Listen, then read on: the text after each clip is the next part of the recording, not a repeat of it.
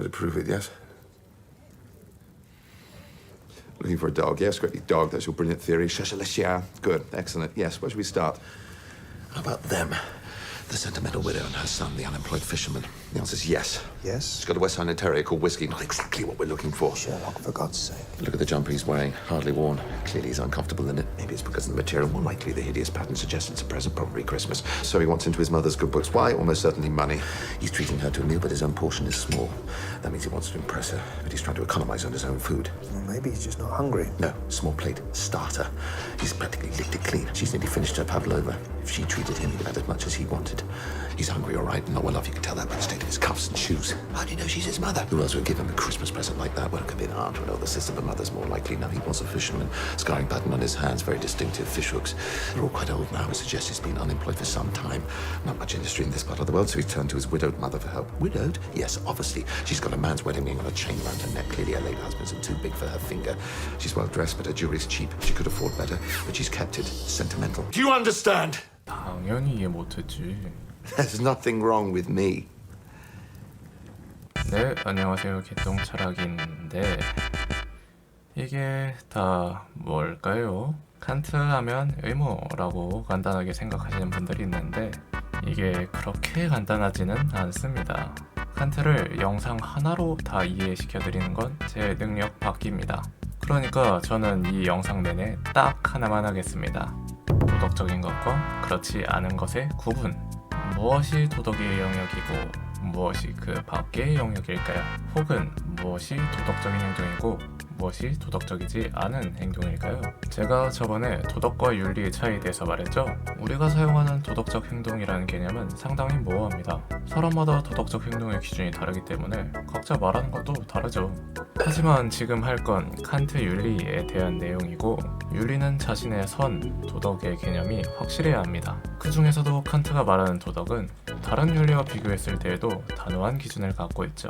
저렇게 생소한 개념을 줄줄줄 읊었는데 그것도 못하면 말이 안 되잖아요. 그러니 이번에는 칸트가 말하는 도덕이란 무엇인지를 알아봅시다.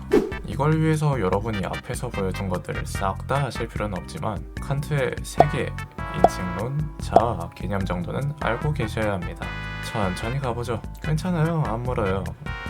대신 재미는 좀 없을 겁니다.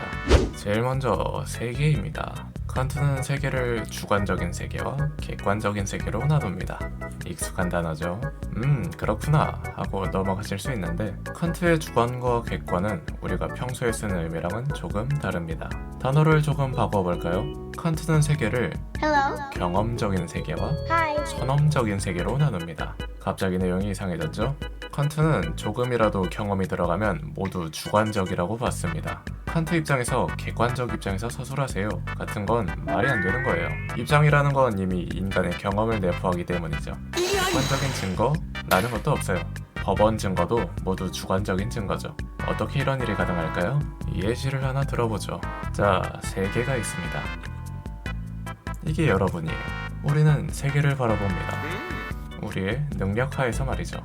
세계는 자신의 모든 걸 우리에게 보여줄 거예요.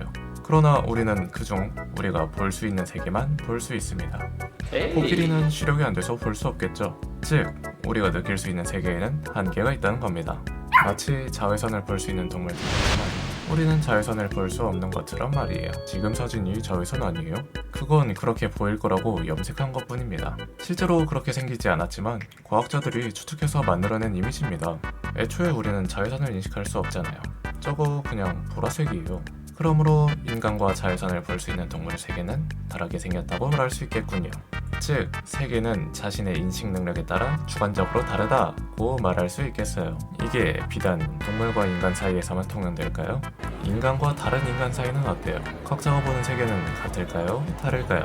객관적인 정보라는 게 하나라도 존재하는지 어디 한번 찾아봅시다. 자, 여기 연필이 하나 있습니다. 이건 제 유튜브를 튼 사람들에게 똑같은 해상도로 송출될 거예요. 이걸 본 우리는 모두 같은 사진을 봤으니 이 연필은 객관적인 연필이 될 수 있을까요?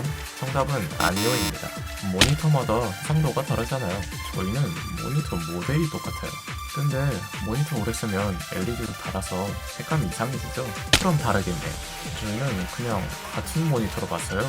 앉아있는 위치가 다르잖아요. 저희는 그렇게 말할까봐 머리를 시력 교정기에 얹어놓고 번갈아 가면서 봤어요. 둘이 위치를 변경하는 사이에 시간이 흘러서 모니터의 화질이 안 좋아질 수 있잖아요. 그리고 혹시 둘의 시력이 1.5를 넘어서 소수점 3개짜리까지 똑같습니까? 저희는 사실 시신경을 연결해놨어요. 아는 만큼 보인다는 말이 있죠. 저는 경제 지식이 없어서 경제신문을 봐도 들어오는 게 없어요. 우리 지식 수준도 똑같나요? 지금까지 한 경험도 똑같은 위치에서 똑같이 했나요? 저 연필을 보고 드는 생각조차 똑같나요? 우리는 각자의 인생에 비추어 연필을 인식합니다. 누군가에게는 글씨를 쓰는 것, 누군가에게는 뾰족한 것으로서 다가올 것이고 누군가에게는 마술의 한 장면이 떠오를 수도 있겠죠. 이렇듯 인간은 객관적인 정보를 아무리 애를 써도 만들어낼 수 없습니다. 완전히 똑같은 세계를 심지어 연필 하나조차 똑같이 인식할 수 없어요. 심지어는 저 스스로가 같은 연필을 2번 봐도 두 경험은 다릅니다. 그래서 칸트는 우리가 인식하는 세계가 주관적이라고 말합니다. 각자의 세계는 각각 다르게 생겼다는 뜻이죠. 원래는 플라톤의 영향으로 세계의 원형이 실제로 존재하므로 우리는 그걸 보고 모방해야 한다는 철학 사조가 대세였습니다. 그런데 칸트가 우리가 세계 그 자체는 인지할 수 없고 세계를 우리의 능력으로 받아들인 주관적 세계만 알 수 있다고 주장하면서 대세가 바뀌기 시작합니다. 이걸 흔히 코페르니쿠스가 천동설에서 지동설로 이론을 바꾼 것처럼 코페르니쿠스적 전환이라고 합니다. 세계가 있고 인간이 있는 게 아니라 인간이 있고 세계가 있는 거죠. 칸트는 거의 1300년간 지속되던 철학 사조를 바꿀 정도로 임팩트가 강했던 겁니다. 참고로 코페르니쿠스적 전환은 칸트가 스스로 이름 붙인 겁니다. 간지가 뭔지 아는 사람이라니까요. 자외선을 보는 능력처럼 인간이 세계를 보는 능력에도 이름이 있어야겠죠. 칸트는 감성적 능력을 통틀어 시간과 공간이라고 했습니다. 우리는 시간과 공간 개념 아래에 세계를 인식합니다. 그리고 이걸 우리의 감성적 능력 외에 지성적 능력인 범주로 정리해서 책상 위에 연필이 있네의 식으로 세계를 받아들입니다. 이게 칸트의 인식론이에요. 우리는 시간과 공간 지각 능력이 있는 덕분에 세계를 인식할 수 있습니다. 만약 없었다면 지금처럼 세계를 볼 수 없었겠죠. 그런데 이건 동시에 우리 세계의 한계이기도 합니다. 우리가 가진 시간과 공간 능력으로만 세계를 볼 수 있으니까요. 그럼 세계는 다 주관적이냐? 그게 또 아니라고 합니다.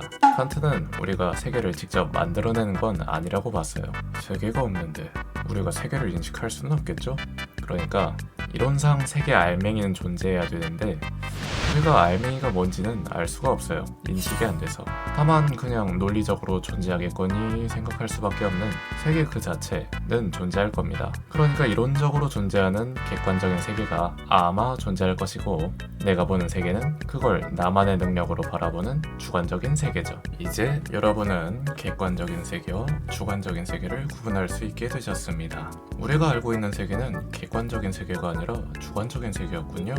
그렇다면 여러분, 세계가 이렇게 주관적인데 우리가 추구하고 있는 가치는 과연 객관적일까요? 이 반컵의 물은 누군가에게는 물이 반밖에 안 남은 것이고 누군가에게는 반이나 남은 것이 되죠. 웰치스를 처음 따면 싸고 맛있어서 좋아하다가도 마지막에는 항상 한 3분의 1쯤 남고 처치곤란한 음료수가 되는 것처럼요. 이렇듯 우리가 흔히 가치 있다고 생각하는 것들, 예를 들면 음식, 돈, 펜트하우스, 심지어 행복, 사랑 등은 그 가치가 개인마다, 심지어 같은 사람이라도 시간이 흐르고 욕구가 달라짐에 따라 가치가 변합니다. 칸트가 보기에 이런 경험적 세계의 가치를 추구하는 건 의미가 없는 행동 같았죠.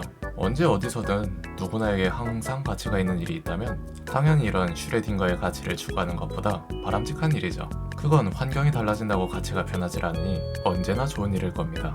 칸트는 이를 찾기 위해 자아를 들여다봅니다. 객관과 주관이 나눠지는 건 우리 외부 세계에만 해당하는 게 아닐 거예요. 내가 나라고 생각하는 경험적인 자아뿐만 아니라 분명히 이론적으로 우리가 알 수 없는 선함적인 자아, 초월적인 자아가 있을 겁니다. 지금 내가 생각하는 자아를 넘어서 인식 주체가 되는 자아가 존재하고 그 자아가 추구하는 가치라면 그건 주관적으로 달라지지 않는 가치겠죠. 일단 인간은 동물과는 구별되니까 동물적 본능이 우리 진정한 자아에 속할 것 같지는 않아요. 그렇다면 인간의 이성에 진정한 자아가 있겠네요. 칸트는 또 이성을 둘로 쪼갭니다. 수학, 과학 등의 계산적 능력을 발휘하는 순수 이성, 그리고 도덕적이고 선한 일을 하는 데 사용하는 실천 이성으로요. 그리고 칸트는 이 실천 이성이 우리의 진정한 선언적 자아일 것이라고 봤습니다. 인간이라면 누구나 선한 일을 행하고자 하는 욕구가 있고, 직접 행하진 않더라도 최소한 자신이 불이익을 받게 돼도 선한 일을 행하고자 하는 능력이 있으니까요. 그렇다면 이 실천 이성이 하고자 하는 일이 바로 언제 어디서나 가치 있는 일이며 무조건적으로 행해야 할 일일 것입니다. 실천 이성은 선한 행동을 하고자 합니다. 그러나 우리는 이 선함적 자아를 경험해 볼 수가 없기 때문에 선함적 자아가 왜 이걸 요구하는지 알 방도가 없어요. 그리고 그 가치도 왜 가치 있는지 이해할 수 없죠. 이해하는 순간 그건 내 경험이고, 경험될 수 있다는 건 내 심리적인 자아가 이 세계의 어떤 이유를 통해 이해했다는 거니까 결국 이 세계 안에서의 가치 체계에 따랐다는 얘기가 됩니다. 예시를 들죠. 할아버지가 허리 아픈 게 불쌍하니 무거운 짐을 들어주라 라는 말은 할아버지를 돕는 게 착한 일이라는 내 경험적인 가치가 들어가죠. 그런데 할아버지가 나치라면 갑자기 좀 별로지 않나요? 이 생각은 환경의 변함에 따라 가치가 휙휙 변하는 취약한 일이군요. 이걸 방지하기 위해 선의지의 명령은 이유를 지워버립니다. 노인의 무거운 짐을 들어주라. 왜요? 안 알려줌. 이건 진정한 가치를 위한 것인데 그 행위 자체가 선한 것이므로 해야지 다른 걸 위해서 했다간 도덕적인 일이 아니게 됩니다. 그래서 도덕적인 행위는 오직 의무에 따라 행한 일만 해당됩니다. 똑같이 무거운 짐을 들어주더라도 할아버지가 도와줬다고 나중에 돈을 줄 것 같아서, 혹은 우리 집에 있는 우리 할아버지 생각나서 했다면 그건 도덕적인 행동이 아닙니다. 행동이 사회적으로 바람직할 수는 있죠. 하지만 도덕적인 행동은 아니라는 거예요. 칸트의 도덕은 굉장히 까다롭거든요. 이런 무조건적인 명령을 정언명령이라고 합니다. 그러면 어떤 행동들이 도덕적인 행동인지 아닌지 어떻게 알아요? 이에 칸트는 선의지가 할 만한 명령의 정식들을 얘기해줍니다. 그건 어떤 행위가 누구나 추구할 만한 보편적인 행동인지, 인격을 단순히 수단으로만 대하는 게 아니라 목적으로 대하는지, 목적의 나라의 입법자가 어떤 규칙을 만들 것인지를 고려해서 정하라고 합니다. 칸트는 모든 규칙을 자기가 직접 정해주기보다는 인간 이성의 힘을 믿기로 했죠. 인간이라면 누구나 이런 능력이 있다고 봤거든요. 1번 얘기는 나 말고 다른 사람들이 이렇게 말해도 된다고 생각하는지 보는 거예요. 칸트는 거짓 약속의 예시를 들죠. 나는 언제든 위기를 모면하려 거짓 약속을 할 것이다 라는 말은 다른 사람도 그렇게 하면 약속이라는 게 의미가 없어지겠죠. 그런 행위는 도덕적이지 않다는 거예요. 2번은 칸트 윤리에서 나뿐만 아니라 다른 사람도 선함적 자아가 있는 가치 있는 존재인지라 인간만큼 소중한 존재는 없습니다. 그러니 그런 존재를 단순히 수단시해서는 안 되겠죠. 살인하지 말라, 자살하지 말라, 모두 동물적 자아가 선함적 자아를 수단시하는 나쁜 행위니까요. 3번은 맥도날드 얘기는 아니겠죠? 선함적 자아가 모여서 사는 목적의 나라가 있다고 칩시다. 이곳의 사람들은 자기 자신도 목적이고 타인도 목적으로 대하는 그런 나라입니다. 그런 나라의 입법자라면 자기 자신에게 그리고 타인에게 어떤 규칙을 만들 것인지 생각해보고 그걸 실천해보라고 합니다. 마지막으로 간단히 정리하자면 칸트 윤리학에서 도덕적인 행동은 하나, 우리가 사는 세계의 무언가를 위해서 하는 행동이 아니라 그저 명령이고 해야 하는 일이기 때문에 했고, 그 명령은 내 의지로부터 도출되었다 로 정리할 수 있겠습니다. 어렵고 난해하지만 칸트 윤리가 말하고자 하는 것은 간단합니다. 대체 도덕이 뭐길래 이걸 해야 하냐는 거예요. 이건 평상시에 스스로 자주 물어보곤 하죠.